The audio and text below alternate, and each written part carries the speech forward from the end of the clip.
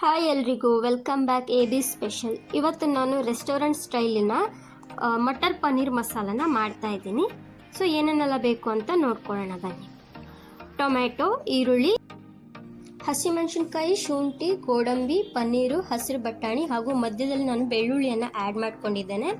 So ಹುರಿಯುವಾಗ ಏನೇನು ಬೇಕು ಅಂತ ಹೇಳಿದ್ರೆ ಖಾರದ ಪೌಡ್ರು, ಅರಿಶಿನ, ಜೀರಿಗೆ ಸ್ವಲ್ಪ, ಒಂದು ಏಲಕ್ಕಿಯನ್ನು ತೊಗೊಂಡಿದ್ದೇನೆ, ಪಲಾವ್ ಎಲೆ ಮತ್ತು ರುಚಿಗೆ ತಕ್ಕಷ್ಟು ಉಪ್ಪನ್ನು ತೊಗೊಂಡಿದ್ದೇನೆ ಹಾಗೂ ಧನಿಯಾ ಪೌಡ್ರನ್ನು ತೊಗೊಂಡಿದ್ದೇನೆ. ಎಲ್ಲ ಒಂದೊಂದು ಚಮಚ, ಕಾಲು ಚಮಚ ಅರಿಶಿನ ಪೌಡ್ರನ್ನು ತೊಗೊಂಡಿದ್ದೇನೆ, ಅರ್ಧ ಚಮಚ ಆಗುವಷ್ಟು ಜೀರಿಗೆನ ತೊಗೊಂಡಿದ್ದೇನೆ, ಒಂದು ಏಲಕ್ಕಿ ತೊಗೊಂಡಿದ್ದೇನೆ, ಒಂದು ಪಲಾವ್ ಎಲೆನ ತೊಗೊಂಡಿದ್ದೇನೆ.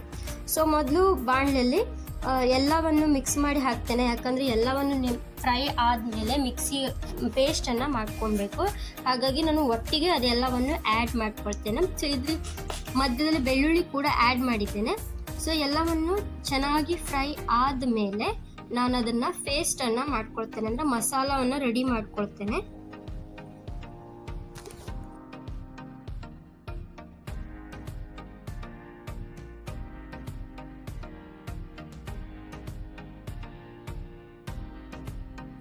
ಪಾತ್ರೆಗೆ 2 ಟೇಬಲ್ ಸ್ಪೂನ್ ಅಷ್ಟು ಎಣ್ಣೆನ ಹಾಕ್ಕೊಂಡಿದ್ದೇನೆ. ಇದಕ್ಕೆ ಒಂದು 1/4 ಚಮಚಷ್ಟು ತುಪ್ಪವನ್ನು ಆ್ಯಡ್ ಮಾಡ್ತೇನೆ, ಯಾಕಂದರೆ ಸ್ವಲ್ಪ ಸ್ಮೆಲ್ಲಿಗೆ ಚೆನ್ನಾಗಿರಲಿ ಅಂತ. ಒಂದು ಪಲಾವ್ ಎಲೆ, ಏಲಕ್ಕಿ ಹಾಗೂ ಅರ್ಧ ಚಮಚಷ್ಟು ಜೀರಿಗೆಯನ್ನು ಹಾಕಿ ಚೆನ್ನಾಗಿ ಫ್ರೈ ಮಾಡ್ತಾ ಇದ್ದೀನಿ. ಅದಕ್ಕೆ 1 ಚಮಚ ಖಾರದ ಪೌಡ್ರನ್ನು ಹಾಕ್ಕೊಂಡಿದ್ದೇನೆ. ಅರಿಶಿನ, ಧನಿಯಾ ಪೌಡ್ರನ್ನು ಆ್ಯಡ್ ಮಾಡಿ ಅದನ್ನು ಫ್ರೈ ಮಾಡಿದ ಮೇಲೆ ಪೇಸ್ಟ್ ಮಾಡ್ಕೊಂಡಿರುವಂತಹ ನಾವು ಮಸಾಲೆಯನ್ನು ಇದಕ್ಕೆ ಹಾಕಿ ಚೆನ್ನಾಗಿ ಫ್ರೈ ಮಾಡಬೇಕು. ರುಚಿಗೆ ತಕ್ಕಷ್ಟು ಉಪ್ಪನ್ನು ಆ್ಯಡ್ ಮಾಡಿ 2 ರಿಂದ 3 ನಿಮಿಷ ಕುದಿಯೋಕೆ ಬಿಡಬೇಕು. ಇದು ಕುದಿದ ನಂತರ ಇದಕ್ಕೆ ಪನ್ನೀರ್ ಮತ್ತು ಹಸಿರು ವಟಾಣಿಯನ್ನು ಸೇರಿಸಬೇಕು.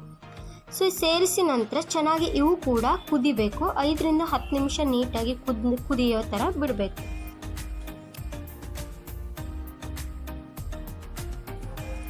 ರುಚಿಗೆ ತಕ್ಕಷ್ಟು ಉಪ್ಪನ್ನು ಆ್ಯಡ್ ಮಾಡ್ಕೊಳ್ಳಿ. ಉಪ್ಪು ಸರಿಯಾಗಿದೆಯಾ ಅಂತ ಕರೆಕ್ಟಾಗಿ ಚೆಕ್ ಮಾಡ್ಕೊಳ್ಳಿ. ನನ್ನದು ಸ್ವಲ್ಪ ಸಪ್ಪೆ ಆಗಿತ್ತು, ಹಾಗಾಗಿ ಇನ್ನೊಮ್ಮೆ ನಾನು ಉಪ್ಪನ್ನು ಆ್ಯಡ್ ಮಾಡ್ಕೊಂಡಿದ್ದೇನೆ. 5 ರಿಂದ 10 ನಿಮಿಷ ಕುದಿಯೋಕೆ ಬಿಡಿ.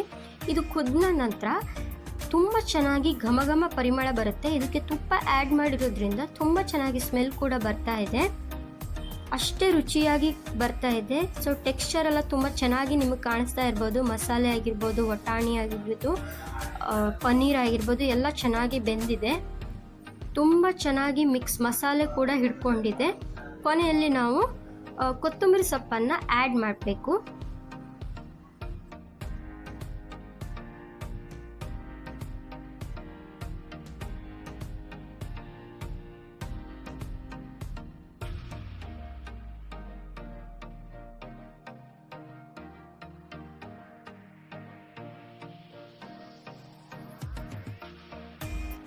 ಮಟರ್ ಪನ್ನೀರ್ ಮಸಾಲಕ್ಕೆ ಕಾಂಬಿನೇಷನ್ ಆಗಿ ನಾನು ಪರೋಟವನ್ನು ಮಾಡಿದ್ದೆ.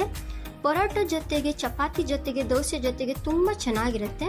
ನೀವು ಒಂದ್ಸಲ ಟ್ರೈ ಮಾಡಿ. ಮನೆಯಲ್ಲೇ ರೆಸ್ಟೋರೆಂಟ್ ಸ್ಟೈಲ್ನಲ್ಲಿ ಮಟರ್ ಪನ್ನೀರ್ ಮಸಾಲನ ಮಾಡ್ಕೊಳ್ಳಿ. ಇದನ್ನು ಟ್ರೈ ಮಾಡಿ ಕಮೆಂಟಲ್ಲಿ ನಿಮ್ಮ ಅನಿಸಿಕೆ, ಅಭಿಪ್ರಾಯಗಳನ್ನು ತಿಳಿಸಿ. ಯಾರೆಲ್ಲ ಫಸ್ಟ್ ಟೈಮ್ ನನ್ನ ಚಾನಲನ್ನು ನೋಡ್ತಾ ಇದ್ದೀರಿ, ಸಬ್ಸ್ಕ್ರೈಬ್ ಮಾಡಿ, ಶೇರ್ ಮಾಡಿ, ಕಮೆಂಟ್ ಮಾಡಿ, ಲೈಕ್ ಮಾಡಿ. Thank you.